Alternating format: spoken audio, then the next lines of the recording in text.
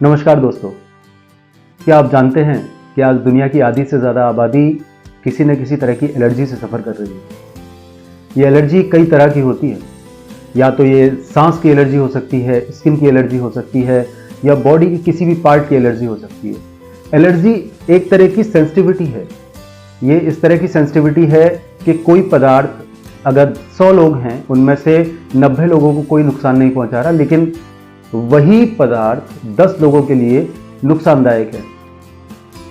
इसको हम होम्योपैथी की भाषा में बोलते हैं इडियोसिंक्रेसी। ये जो इडियोसिंक्रेसी है, ये ऐसे लोगों में पाई जाती है जो बहुत ज़्यादा सेंसिटिव होते हैं, sensitive to atmospheric changes, sensitive to dust, sensitive to some another allergic material like egg, like milk, like rice. तो ये जो हिस्टामिनिक रिएक्शन है, ये हिस्टामिन क्या होता है? एक अमीन है, एक प्रोटीन है, अमीनो एसिड है। ये क्या करता है कि बॉडी की जो एंटीबॉडीज हैं, या बॉडी को ये बताता है कि एक एंटीजन, एंटीजन का मतलब हो गया कोई भी ऐसा पदार्थ जो हमें नुकसान पहुंचा सकता है,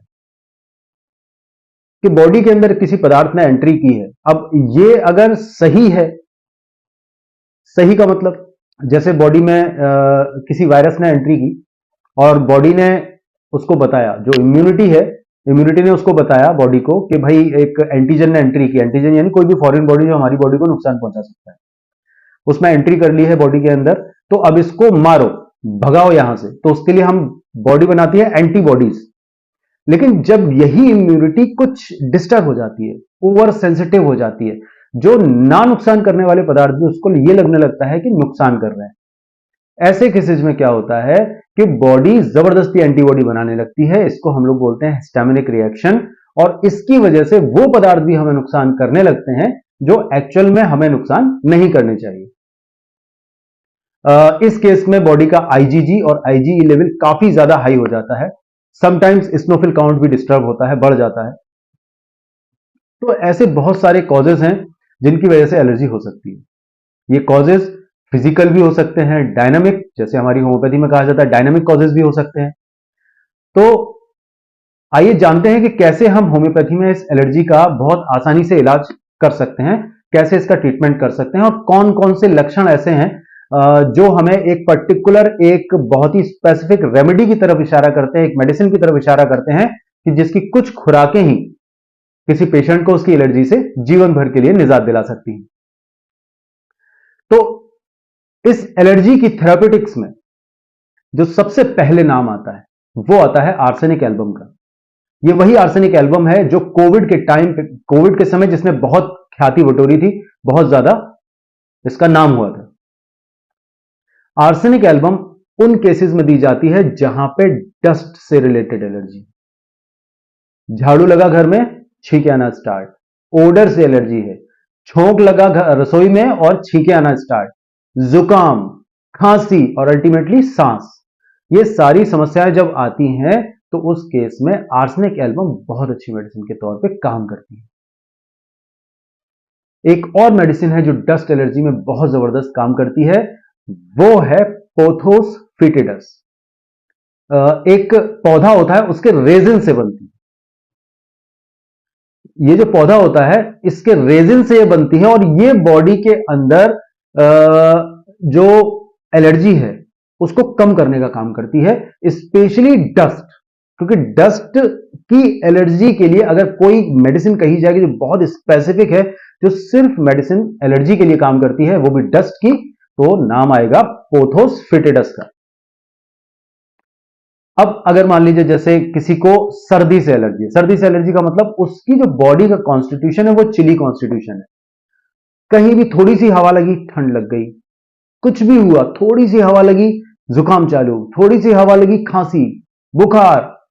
ऐसे केसेस में क्या होता है? ऐसे केसेस में जो हमारी मोस्ट चिली मेडिसिन है मटेरिया मेडिका की, जिसका नाम है सोराइनम, जबरदस्त रिस्पॉन्स करती है। 200-1000 पावर में दीजिए और ये ठंड की एलर्जी गायब हो जाएगी। कई लोगों को सुबह जब उठते हैं वो, तो उस समय जो टेम्परेचर चेंज होता है, जैसे बॉडी की हीट होती है, जब सो रहे होते हैं, ढक के सो रहे होते हैं, रजाई ओढ़ के सो रहे होते हैं, सर्दियों का समय है, जब बाहर निकलते हैं तो एकदम ठंडक में आते हैं। जब ठंडक में आते हैं तो अचानक ये टेम्परेचर का जो वेरिएशन होता है उतरते ही छींकें स्टार्ट हो जाती है। एक बार छींक आएगी, जैसे ही पेशेंट बेड से उठा अचानक छींक स्टार्ट। इस केस में ammonium phos is one of the most beautiful medicine, गजब काम करती है। अच्छा, जब एलर्जी की बात आती है तो अर्टिकेरिया को हम भूल नहीं सकते। अर्टिकेरिया हम सब जानते हैं, जिसको हम लोग आम भाषा में जुल पित्ती बोलते हैं, रिस पित्ती बोलते हैं, पित्ती बोलते हैं, ठीक है। ये क्या होता है कि टेम्परेचर चेंज की वजह से, किसी पर्टिकुलर पदार्थ की वजह से, या किसी भी एक फॉरेन बॉडी की वजह से अगर बॉडी की स्किन पे मोटे मोटे चकत्ते आ जाते हैं, स्किन रेड हो जाती है, बहुत तेज खुजली होने लगती है, ऐसे केसेस में अगर कोई मेडिसिन हमारी मदद करती है तो वो है एपिस मेलिफिका।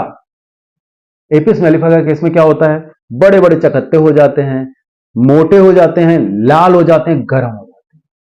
तो एपिस मेलिफिका के केस में जब भी कभी आपको अर्टिकेरिया का केस मिलता है जहां बड़े लार्ज व्हील टाइप इरप्शंस हैं और रेड हैं और गर्म हैं, वहां एपिस मेलिफिका दे सकते हैं। एक और मेडिसिन है जिसका कॉमन नेम ही पॉइजन आईवी, मतलब छूते ही पूरी बॉडी में दाने और अर्टिकेरिया हो जाता है, रस्टॉक्सिकोडेंड्रॉन। ये जो रस्टॉक्सिकोडेंड्रॉन है, ये मेडिसिन एक ऐसी मेडिसिन है जो बहुत मल्टीपर्पज है, बहुत सारी केसेस में काम करती है, लेकिन इसका अर्टिकेरिया में कोई जोड़ नहीं है। इसके अर्टिकेरिया की एक बहुत ही छोटी सी खास बात होती है।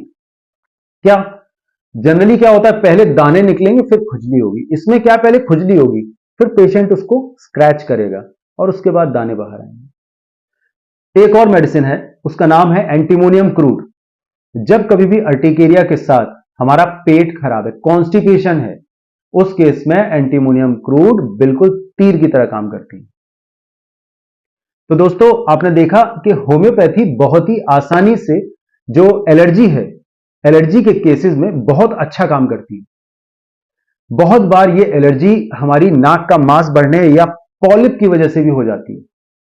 उस केस में टीएमवी यानी ट्यूक्रियम मैरम वैरम और लेमना माइनर कुछ ऐसी मेडिसिन हैं जो अगर दे दी जाए तो नाक का मांस तो खत्म होता ही है, और उसकी वजह से जो एलर्जी हुई है, जो बार बार छींकें आ रही हैं, जो बच्चा बार बार कफ कोल्ड कोराइजा का शिकार हो रहा है, वो चीज भी ठीक हो जाती है। तो दोस्तों, ये थी हमारी थेरापेटिक्स एलर्जी की। आप याद रखिए कि ऐसे ही नए नए वीडियोस लेकर हम आपके लिए आते रहेंगे। अगर आपको मेरा चैनल, मेरे वीडियोस, मेरे द्वारा आपको दी गई वैल्यू लगती है कि काम की है, तो प्लीज मेरे चैनल को लाइक, शेयर और सब्सक्राइब जरूर कीजिएगा। दोस्तों, आपके कमेंट्स मुझे एक नई एनर्जी देते हैं ताकि मैं अपने जो कंटेंट है उसको और अच्छा बना सकूं। तो दोस्तों, मैं डॉक्टर आर.के. सिंह, आवासीय चिकित्सा अधिकारी, राजकीय होम्योपैथिक मेडिकल कॉलेज कानपुर, आपसे विदा लेता हूं। मिलते हैं अगले वीडियो में, तब तक के लिए जय हिंद, जय हनीमैन, जय होम्योपैथी।